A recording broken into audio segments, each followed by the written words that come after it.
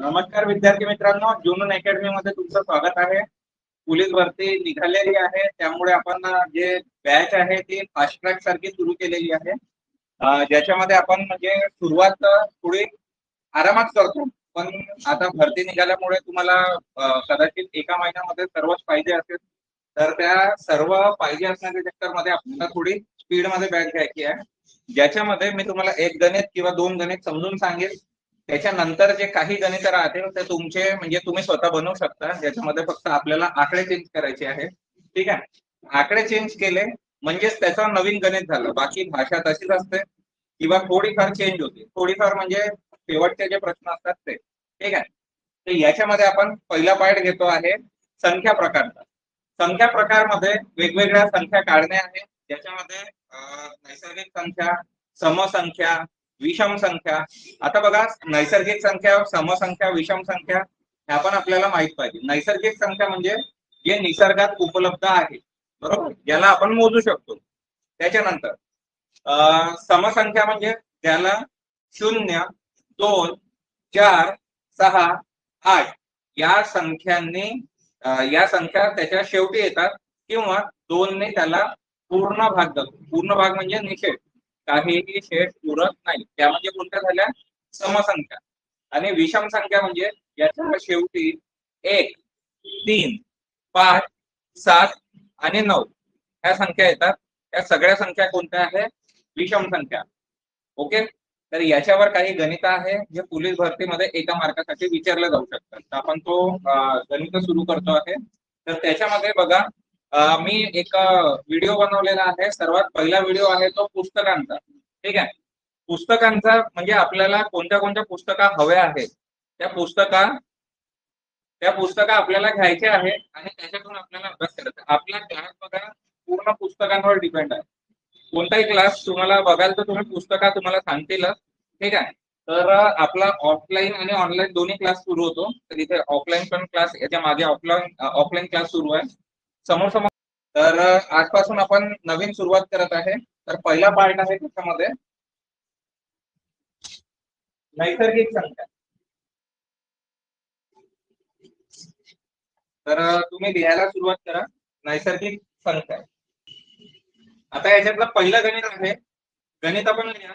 मी सूत्र नंतर सांगतो. पहिले आपला म्हणजे गोष्ट अशी आहे की सुरुवातीला मी तुम्हाला गणित समजून सांगतो, त्याच्यानंतर मी सूत्र सांगतो आणि मग तुम्ही गणित स्वतःहून करता. ठीक आहे, आणि जर का तुम्हाला नाही आले तर त्याच्यानंतर मी तुम्हाला पुन्हा एकदा समजून सांगेन. त्याच्यासाठी मी तुम्हाला वेळ देईल, तेवढ्या वेळामध्ये तुम्ही तो गणित करून बघा. जर नाही आला तर मी तुम्हाला ते गणित सांगून. ठीक आहे, तर पहिलं गणित लिहा. 11 ते 45 पर्यंत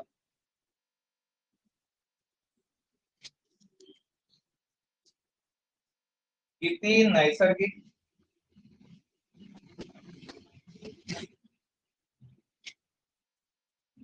सम व विषम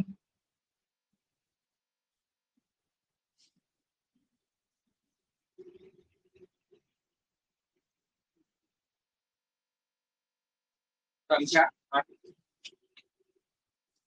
गणित लिहून घ्या. आणि बघा, आज क्लास सेम युट्यूबवर पण जातो, तर युट्यूबवर पण तुम्ही बघू शकता.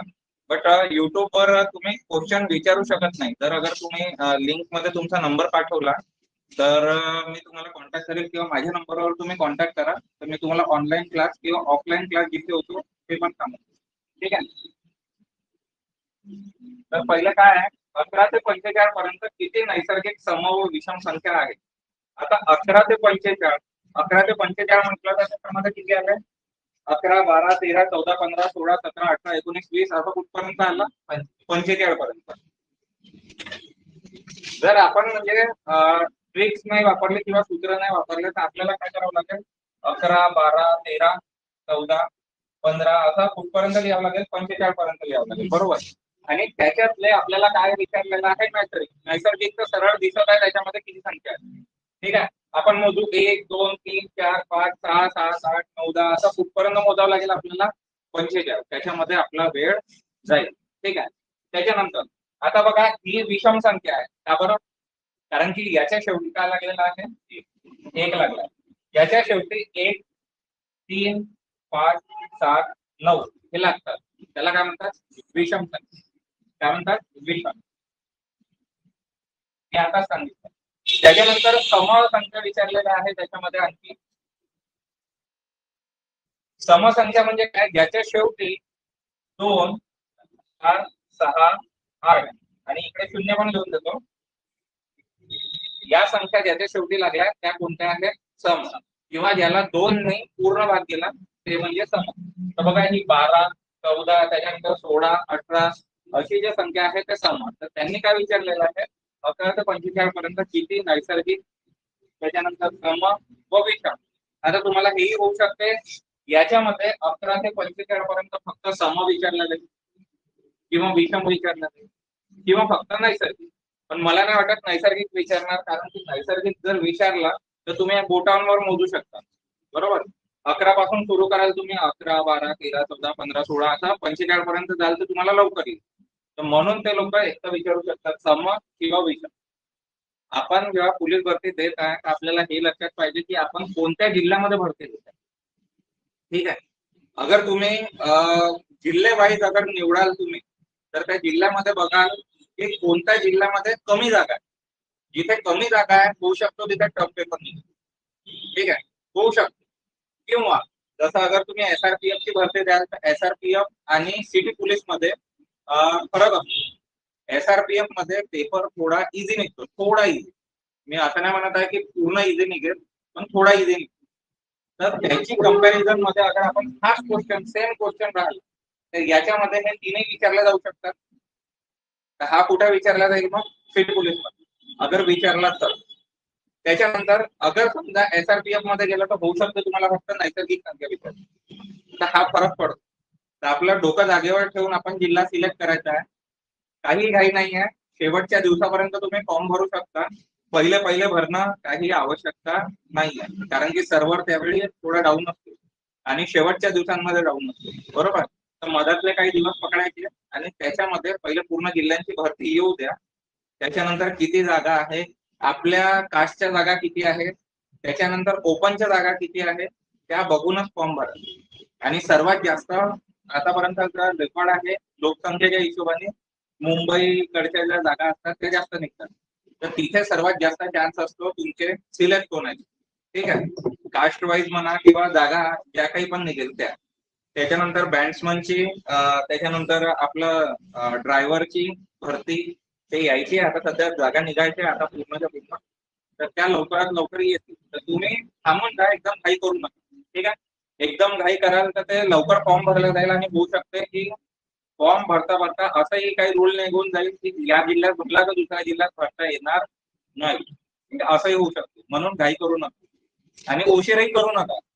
शेवटच्या 5 दिवसात भरणं आपलं फॉर्म म्हणजे सर्व्हर डाऊन झाला की आपले ते चान्सेस थोडस धगधग वाढून जातं. मग रात्री 12-1 वाजता तुम्हाला फॉर्म भरावा लागतो. ठीक आहे, तर याच्यामध्ये बघा आपल्याला काय करायचं आहे, 45 आणि 11 या दोनच संख्या दिलेल्या आहे गणितामध्ये. ठीक आहे, या दोन संख्या दिलेल्या आहेत. तर याच्यामध्ये नैसर्गिक संख्या इज इक्वल टू शेवटची संख्या मायनस पहिली संख्या. लिहू नका, पेन वापरू नका, लिहू नका सध्या, मी सांगतो तेव्हा लिहा. आता याच्यामध्ये पहिली संख्या कोणती आहे, शेवटची संख्या कोणती आहे, 45. या दोनच संख्या असल्यामुळे आपल्याला सरळ दिसत आहे. त्याच्यामध्ये काय करायचं आहे, शेवटची मायनस पहिली, शेवटची मायनस पहिली करून बघा किती येतात. पेन नाही, पेन नाही, पेन नाही. 45 म्हणून 11 असं डोक्याने काढा की बा 45 मधून 11 गेले किती होतात. सगळ्यात पहिला अगर समजा नाही आला तर 45 मधून पहिले 10 काढा, पहिले 10 काढा. 45 मधून 10 काढले की उरले 35, बरोबर. 35 मधून पुन्हा एक काढून द्या, उरले 34, बरोबर. त्याच्यामध्ये आपल्याला एक प्लस करायचा आहे, त्याच्यामध्ये आपल्याला एक प्लस करायचा आहे म्हणजे किती झालं का, किती, ठीक आहे. तर आता समजलं. याच्यामध्ये पहिल्या गणितामध्ये आपण नेहमी सूत्र लिहितो. ठीक आहे, पहिल्या गणितामध्ये आपण फक्त सूत्र लिहितो, गणित लिहितो, पूर्ण सजावट करतो की जेणेकरून आपल्याला ते समोरचे गणित कधीतरी बघितल्यावर समजले पाहिजे. ठीक आहे. तर आता तुम्ही पहिले गणित केलेलं आहे म्हणजे कसं, याचं सूत्र काय आहे, शेवटची संख्या मायनस पहिली संख्या. म्हणजेच काय झालं, 45 मायनस पहिली संख्या किती, 11. आणि लिहायच्या वेळी पण असंच लिहायचं, आडवं लिहायचं. ठीक आहे. का बरं, कारण की जर का तुम्ही असं लिहिलं 45 मायनस 11 आणि इकडे प्लस 1 लिहिलं, मग तुम्ही काय करता, जर प्रॅक्टिस नाही राहिली तर पुन्हा जाऊन असे मध्ये लिहिता 45 मायनस 11, मग किती आले 4 3 प्लस 1 35. ठीक आहे.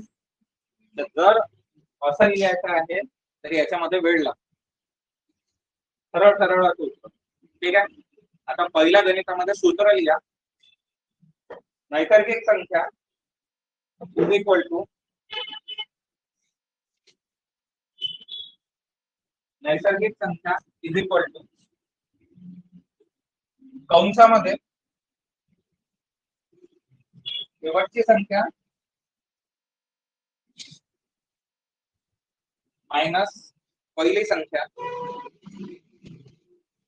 मायनस पहिली संख्या कंस पूर्ण प्लस 1. ठीक आहे. आलं लक्षात. आता आपण पहिलं काय काढलं, नैसर्गिक संख्या, फक्त नैसर्गिक संख्या काढली. ओके. त्या किती आहे, 35. म्हणजे अगर आपण 35 ला अर्ध केलं तर किती, 17.5. पण आपल्याला 17.5 सम किंवा 17.5 विषम असा भेटणार नाही, बरोबर आहे. त्या अर्ध्या अर्ध्याचा होईल, पण कोणती जास्त आहे त्याच्यामध्ये, कोणती जास्त आहे, विषम जास्त आहे. का बरं, कारण की 11 आणि 45 ह्या विषम संख्या आहेत. म्हणजे त्याच्यामध्ये या विषम संख्या इथे दिलेल्या आहेत. अगर सम दिल्या असतील तर आपल्याला काय करावं लागतं, जे काही पण म्हणजे त्याच्यामध्ये सरळ सरळ डिवायडेड बाय 2 करायचं आहे. परंतु 35 डिवायडेड बाय 2 करायला जाल तर 17.5 येईल, बरोबर आहे. तर याच्यामध्ये असं पकडायचं की 17 आणि 17, ठीक आहे, किती झाल्या, 34. आणि जो प्लस 1 आहे, आपण बघा सूत्रामध्ये प्लस 1 लावला होता, तसाच प्लस 1 कोणाला लावायचा, इथे बघायचं.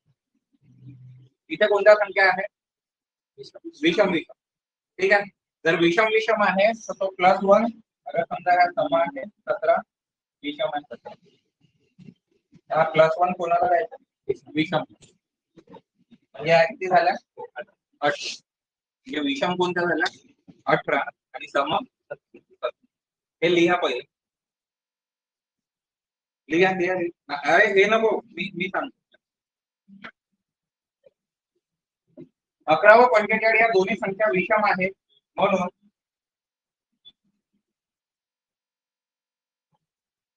शिल्लक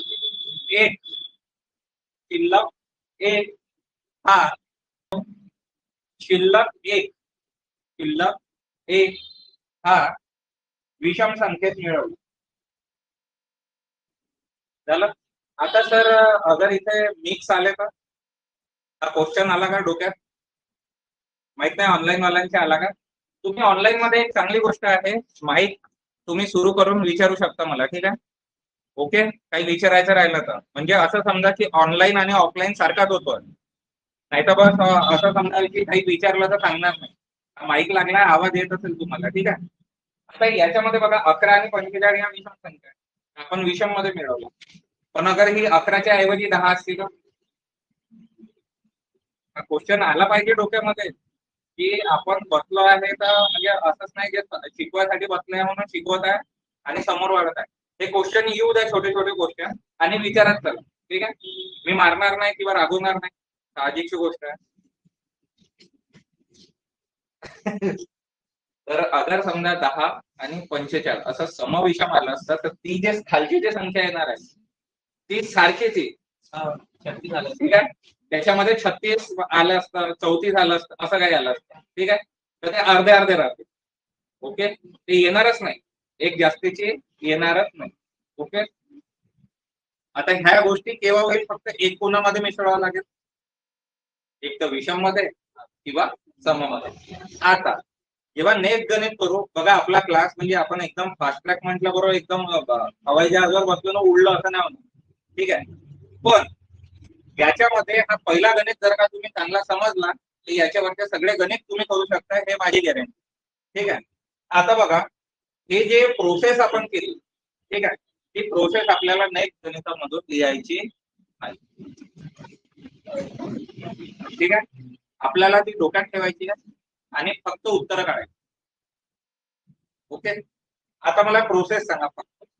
प्रोसेस काय आहे की शेवटची संख्या गणितात दिलेली आहे, पहिली संख्या गणितातच दिलेली आहे, त्याला काय करायचं फक्त मायनस. आपण करू शकतो. अगर एखादी मोठी संख्या आली तर तुम्ही होऊ शकते साइड मध्ये लिहाल, बरोबर. पण आता छोट्या मोठ्या संख्या आहे ना, इथे इथे मायनस करा. बघा कशा मायनस करायच्या ते कोणी सांगणार नाही, कशा मायनस करायच्या ते मी सांगून आलो. पाचातून एक गेला,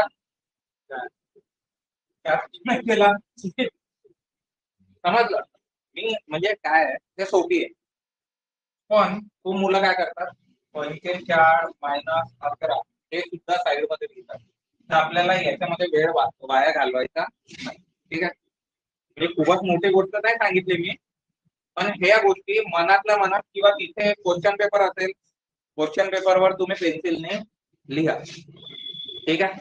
मी म्हणत आहे लिहा, तिथे म्हणतील नको लिहा, इथे म्हणतील तुम्ही नको लिहा, पण त्यांना म्हणावा हा पेपर तुम्हीच दिलाय, मी नाही आणला घडून, ठीक आहे. थोडस बोलायला शिका आणि मी म्हणेल तसं करा, ठीक आहे. होऊ शकतं तो म्हणेल हा ठीक आहे चल लिह, ओके. एक कोरा कागद देतात तुम्हाला, कोरा कागदावर लिहायला वेळ घालवायचा नाही, एक पेन्सिल ठेवायची, एक पेन, असं कोणीही सांगणार नाही तुम्हाला, कारण की याच्यामध्ये पण वेळ कंझ्युम होतो. पेन सोडला, पेन्सिल पकडली, बरोबर, पेन सोडला पेन्सिल पकडली त्याच्याने लिहिला, पण काय आहे आपण हा तरी वेळ वाचवू शकतो तिथच्या तिथे करून पेन्सिल, ठीक आहे. आणि याची प्रॅक्टिस लागेल. तर म्हणून तुम्ही क्वेश्चन सेट घ्या, रोजचे 1 किंवा 2 सकाळी, 1 किंवा 2 संध्याकाळी, कमीत कमी 4 तरी सोडून बघा. 4 क्वेश्चन म्हणजे 4 क्वेश्चन सेट म्हणजे 400 प्रश्न झाले. एका दिवसात 400 प्रश्न होणं म्हणजे खूप मोठी गोष्ट, आणि त्याच्यातले 4-5 येईल ना ते तुमचं भाग्य आहे, ठीक आहे. क्वेश्चन मध्ये फक्त काय चेंज होईल, आकडे चेंज होईल, बरोबर आहे. आणि समजा एखाद्या जिल्ह्यातला क्वेश्चन आला, बरोबर, एखाद्या जिल्ह्यातला क्वेश्चन आला, ठीक आहे, भारताचं कोठार कोणतं, भारताचं म्हणतो भाताचं कोठार कोणतं, कोणत्या जिल्ह्याला म्हणतात, हे तुम्ही अगर त्याच्यामध्ये वाचलं तर तुम्हाला येईल, बरोबर, नाही तर नाही. टायगर सिटी कोणती, अगर तुम्ही वाचलं तर येईल, नाही वाचलं कुठून येणार आहे. ते चारही ऑप्शन दिसेल तुम्हाला, पण तुम्ही पाहतच राहिला रे अरे काय, बरोबर आहे ना. आणि मग तुम्ही पलटून मागे बघा, भाई ये टायगर सिटी कोणती आहे, तो म्हणून भाई बुलढाणा आहे, बुलढाणा लिहून घे बुलढाणा, तुम्ही पगल्यासारखे लिहून घ्या बुलढाणा, ठीक आहे. तर तो काही तुमचा मित्र नाही बसलाय तिथे, आणि मित्रही असेल तर एक होऊ शकतो तो, अरे यार एक कॉम्पिटिशन वाढून जाईल, एखाद्या मार्कानं वाढला तर मग तो असं नको करा, स्वतःचा पेपर स्वतः सोडवा. माइंड जी आहे बिलकुल अशी नाही झाली पाहिजे, अशी नाही झाली पाहिजे ना, पाणी प्यायसाठी ना काही. एकदाचे तुम्ही सुरू झाले, पेपर तुमच्या हातात आला, तिथून तुमची सुरुवात आहे, ठीक आहे. त्याच्यानंतर मी सांगेल काय काय करायचं आहे, काही ट्रिक्स आहे ज्याच्याने वेळ वाचवू शकतो आपण. तर मला